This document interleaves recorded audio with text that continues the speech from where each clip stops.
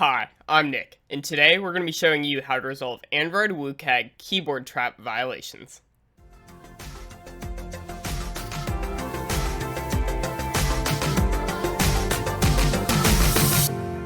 WCAG 2.1.2, titled Keyboard Traps, states that if the keyboard focus can be moved into a component of the page using the keyboard interface, then focus can also be moved away from that component using the keyboard interface.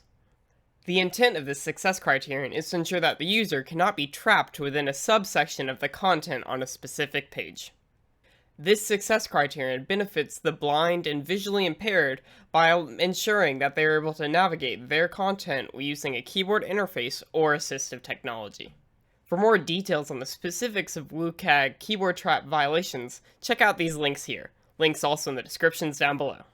Let's go ahead and fix a WCAG keyboard trap accessibility violation with the help of the Mesmer JetBrains IDE plugin. But first, don't forget to smash that like and subscribe button. Here we have a keyboard trap accessibility violation. Clicking into the object allows us to see the screen containing this violation, and clicking into the resource ID from the Mesmer plugin allows us to immediately pull up the XML file responsible for this violation. Now that we can see what screen this violation is on, let's pull up our emulator so we can see what someone using a screen reader might hear.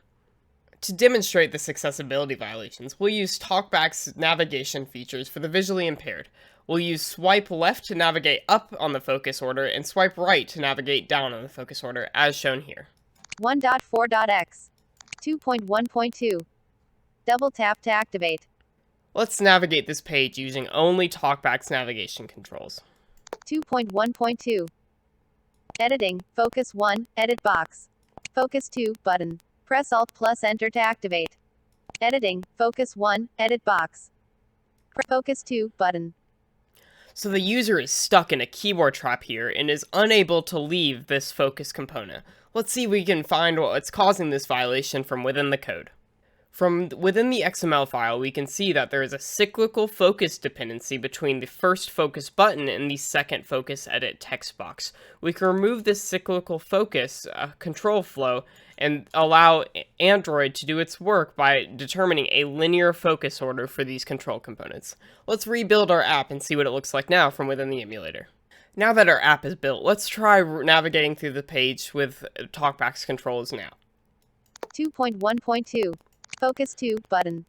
Focus 1, Edit Box. Open Menu, button. Dummy, button. Skip this step, button. Double tap to activate. Now we're able to navigate this page using only TalkBack's navigational features.